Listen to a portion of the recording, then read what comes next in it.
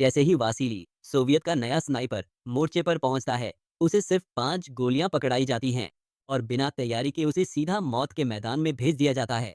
सीटी बजती है, सैकड़ों सैनिक पूरा चिल्लाकर जर्मन पोजीशन पर टूट पड़ते हैं, लेकिन सामने जर्मन मशीन गनें आग बरसा रही थी। जो पीछे हटे, उन्हें अपने ही अफसर गोली मार देते। कुछ ही मिनटों में पूरा मैदान लाशों से भर जाता है। वासीली किसी तरह बचता है और लाशों के बीच छुपकर मरा हुआ बन जाता है। जर्मन सैनिक बची लाशों पर भी गोलियां मारकर चेक करते हैं, लेकिन किस्मत से वासीली फिर बच जाता है। वो जमीन से एक राइफल उठाता है, अपनी 5 गोलियां भरता है और नाली के छेद से जर्मन कैंप पर निशाना साधता है। उधर एक जर्मन अधिकारी आराम से कपड़े उतारकर नहा रहा था। वासीली धमाके की आवाज में गोली छुपा देता है। पहली गोली, अधिकारी खत्म। दूसरी, उसका सहायक ढेर। फिर तीसरा, चौथा और पांचवी गोली से आखिरी सैनिक भी भागते भागते गिर जाता है। ये पूरा चमत्कारिक दृश्य एक सोवियत कमिश्नर डैनी देख लेता है। मोरल बढ़ाने के लिए वह वासीली को सोवियत का भगवान स्नाइपर घोषित कर देता है और वासीली सच में कमाल कर देता है। सिर्फ 10 दिनों में 54 जर्मन अफसरों को खत्म। उसका नाम सुनकर जर्मन सेना कांपने लगती है।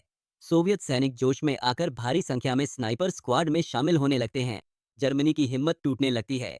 तभी वे भेजते हैं अपना सबसे खतरनाक हथियार, Konigs sniper king, Berlin sniper school का हेड। उसका एक ही लक्ष्य, वासीली को खत्म करना। फ्रंट पर पहुंचते ही कोनिग्स 5 सोवियत अफसरों को मार गिराता है। वासीली टीम लेकर अकेले उसे ढूंढने जाता है।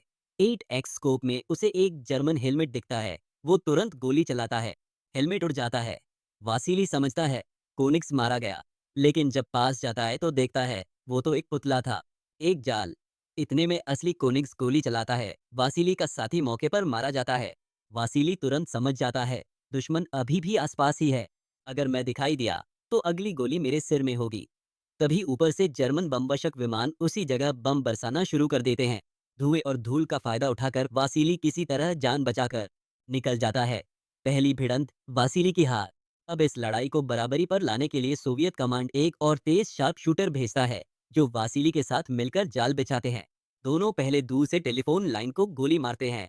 जब जर्मन टेक्नीशियन उसे ठीक करने आता है, उसी वक्त दोनों उसे मार देते हैं।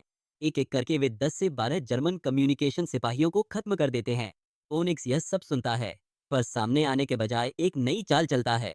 वो एक सोवियत कैदी को पकड़ता है, उसे जर्मन की ड्रेस पहनाकर वायर ठीक करने भेजता है। खुद दूर छुपकर वासीली की पोजीशन देखकर उसकी असली लोकेशन पकड़ लेता है। और फिर दो सबसे खतरनाक स्नाइपर्स के बीच मौत का खेल दोबारा शुरू होता है।